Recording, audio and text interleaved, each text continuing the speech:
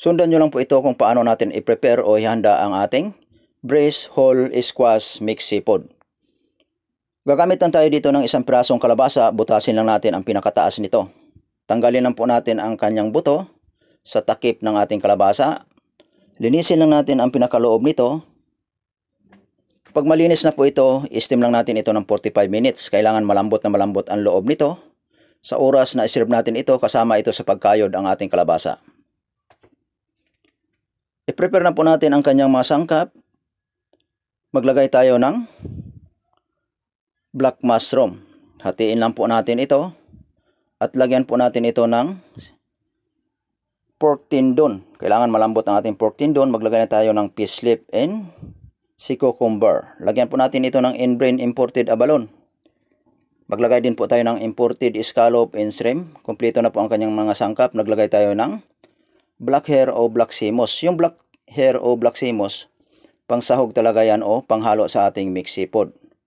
Ayan talaga ang menu niyan. Hindi po yan buhok ng tao, kundi panghalo talaga yan sa ating mixed seafood na ating i-prepare ngayon. Steam lang natin ito ng 45 minutes. Antabayanan po natin ito ng 45 minutes. Kapag luto na ito, hanguin na po natin ito. Ayun na po, lutong-luto na po ang ating kalabasa. Malambot na po ang loob nito. Pakuluan lang natin ang ating shrimp and imported scallop. Isote natin yan at lagyan natin ng lasa.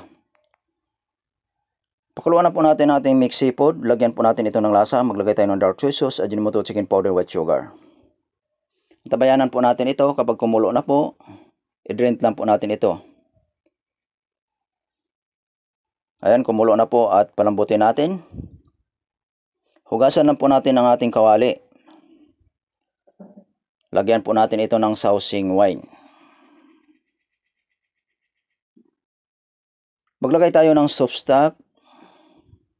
At lagyan po natin ito ng lasa. Maglagay tayo ng oyster sauce, Ajinomoto chicken powder, white sugar. Maglagay tayo ng white pepper.